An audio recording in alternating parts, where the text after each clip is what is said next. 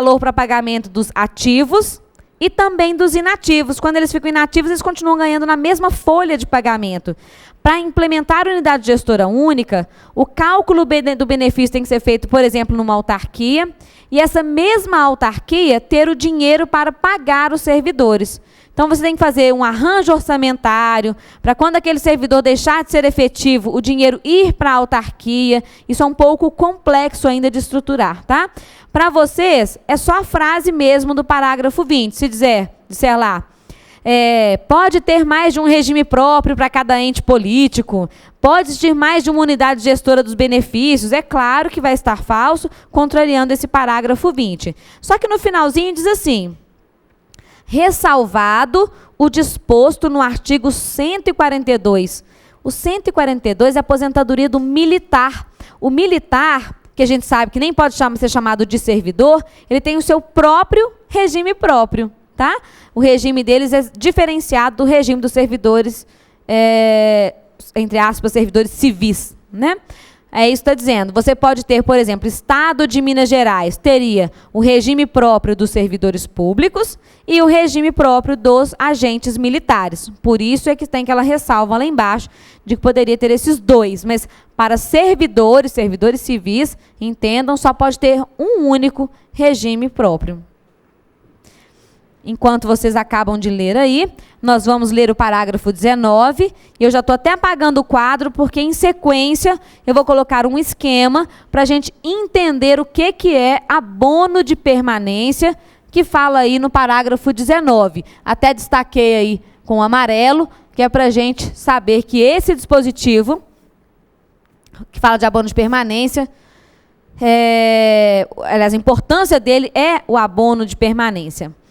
Primeira coisa, antes de ler lá no parágrafo 19, vamos dar uma conversada aqui sobre um aspecto diferente do Estado para a administração privada. Enquanto eu não apareço, mas eu estou quase aparecendo, vejam bem, na administração privada, quando você aposenta alguém, ou a pessoa vai se aposentar, é claro, né, que não é a própria empresa que vai aposentar, você tinha 5 funcionários, já brinquei isso com vocês. Aí aposentou, vai ser um gasto lá do INSS, só nem aparece na tela, ó, sumiu. Você tem ainda um salário para colocar um servidor novinho em folha. Então, toda vez que você substitui alguém, você continua gastando com somente 5 funcionários. Na administração pública, cada vez que a gente aposenta alguém, ele não continua sendo um gasto da administração? Aí eu coloco outro servidor no lugar. Aí eu aposento mais um e coloco outro servidor no lugar. Toda vez que a gente aposenta alguém na administração pública, nós estamos dobrando a despesa de pessoal. Já tínhamos falado sobre isso antes. Então, vocês acham que em relação à empresa pública, não.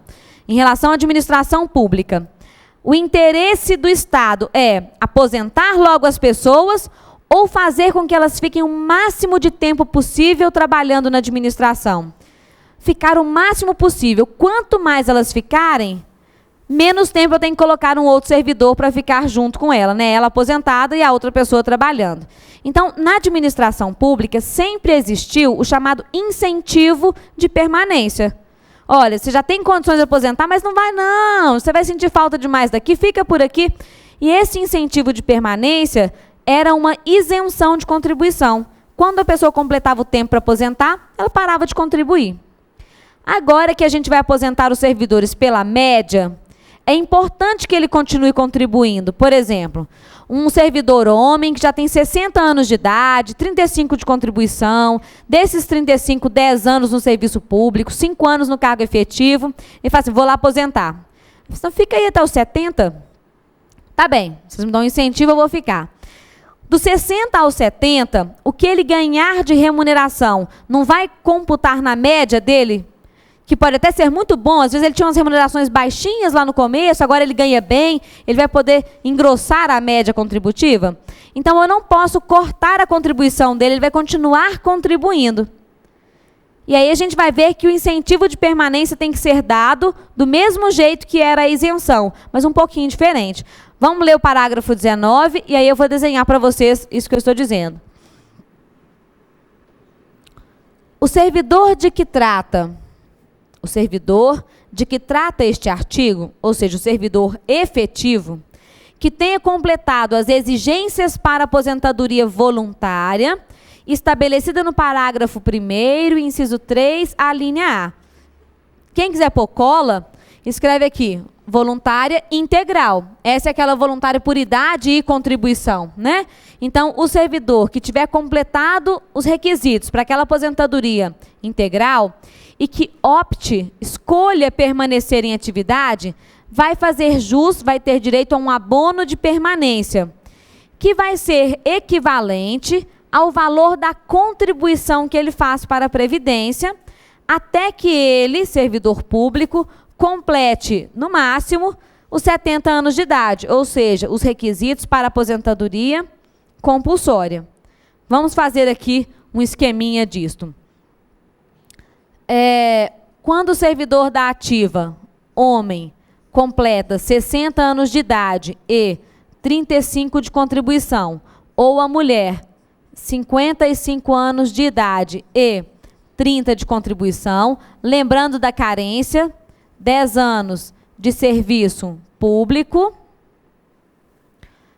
10 anos de serviço público e 5 anos de cargo efetivo. Quando ele completa esses requisitos aqui, ele fala, vou aposentar. Aí nós vamos incentivá-lo a permanecer, tá? Não vai não, fica aí.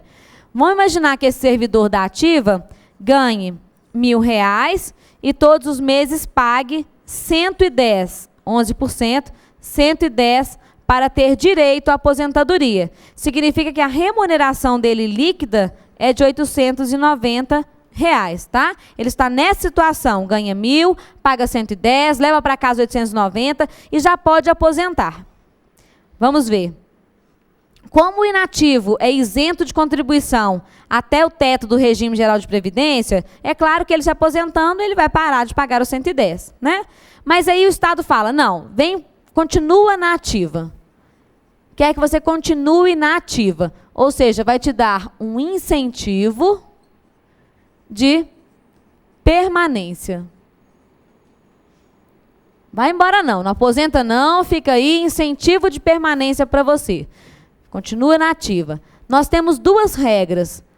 Antes e agora, depois da emenda constitucional 41 de 2003. Por que a emenda constitucional 41 de 2003 vai quebrar aqui essa linha do antes e do depois? Porque com ela que começou a aposentadoria pela média. Antes, assim que o servidor completava aquele tempo lá, ele já tinha direito à última remuneração do cargo, já tinha direito a um benefício integral. Então, para que continuar contribuindo? Não tem jeito de passar a última remuneração? Portanto, o incentivo antes era uma isenção de contribuição. Como que ficava isso? Se ele ganhava R$1.000, ele parava de contribuir com os 110 e levava para casa R$1.000. Só que, em compensação, é claro que se ele aposentasse, dava na mesma, mas aqui ele continua recebendo vale transporte, se ele tem, por exemplo, um adicional de insalubridade, ele continua ganhando, uma gratificação de produtividade do dia a dia, ele continua ganhando, tá? O incentivo foi cortar a contribuição dele, ele passou a ter isenção de contribuição.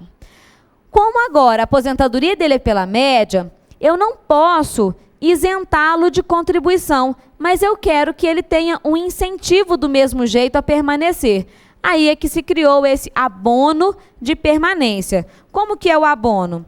No abono, o Estado continua descontando dele os 110 e entrega lá para o regime próprio de previdência social. Vejam, esse desconto de R$110 não é para ficar para o próprio Estado, ele só desconta e entrega lá no regime próprio.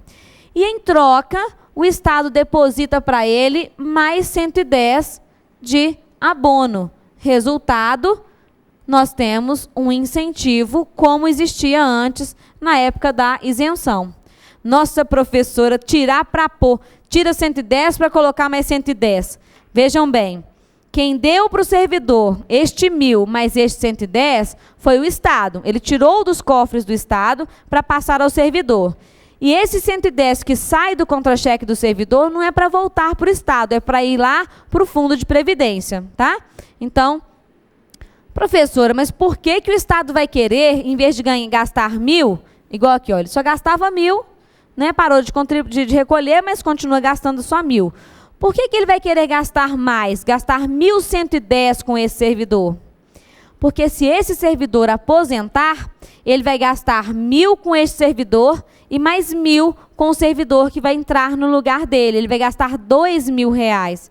Então, mesmo tendo que pagar o abono de permanência, o Estado ainda sai no lucro. Por quê? Ele evita de duplicar a despesa de pessoal, tá bem? Então, a única coisa que eu quero que vocês guardem desse dispositivo do parágrafo 19, vendo esse desenho aqui, é que eu não posso falar assim, isenção e abono é a mesma coisa. É a mesma coisa no bolso do servidor, ou seja, é, de qualquer forma, um incentivo de permanência. Mas, para o fundo de previdência, isso é completamente diferente. Aqui para de entrar dinheiro naquela nossa caixa d'água e aqui continua entrando dinheiro na nossa contribuição previdenciária, tá? Portanto, isenção não é a mesma coisa que abono de permanência. Ou seja, o servidor que completa os requisitos para aposentadoria voluntária continua contribuindo, mas recebe como incentivo, digamos, o estorno, né, do valor que ele paga para a Previdência. Anotem isso.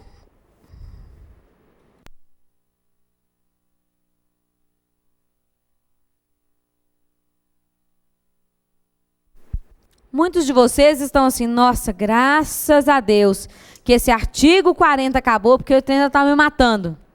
Realmente, o artigo 40 é o mais difícil de todos. Ele é o mais complexo, a linguagem mais pesada, mas em troca é o que menos cai nos concursos públicos. Não quer dizer que isso seja uma tendência para sempre. Em 2006, por exemplo, quase não tinha questão de aposentadoria nos concursos. 2007, começou a aparecer. Esse ano, tivemos poucos concursos, mas em quase todos caiu uma questãozinha ou outra de previdência. A tendência, à medida que se vai se consolidando as regras de previdência, é que elas sejam mais cobradas em concurso, tá? Então, é só tomar cuidado. Os pontos... Quer anotar aí uma cola? Anota no cantinho do seu caderno quais são os principais dispositivos do artigo 40.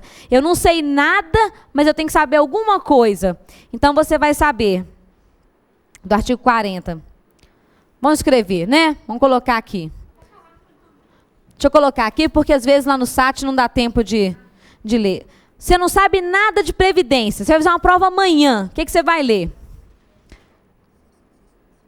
Parágrafo 1º, com as regras de aposentadoria.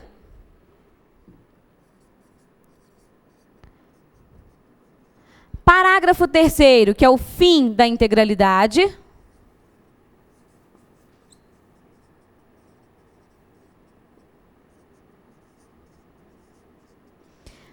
Parágrafo 8º, fim da paridade entre ativos e inativos.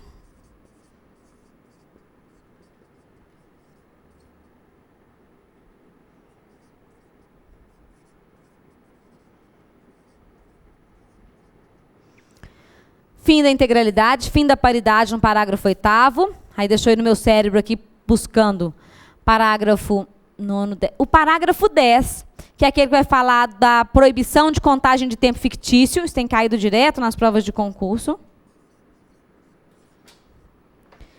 Vou colocar aqui, fictício, só para vocês lembrarem. Proibição de tempo fictício. Aí vem parágrafo 11, 12, 13, 14, 15, manana. E aí o 18 e o 21 da contribuição do inativo.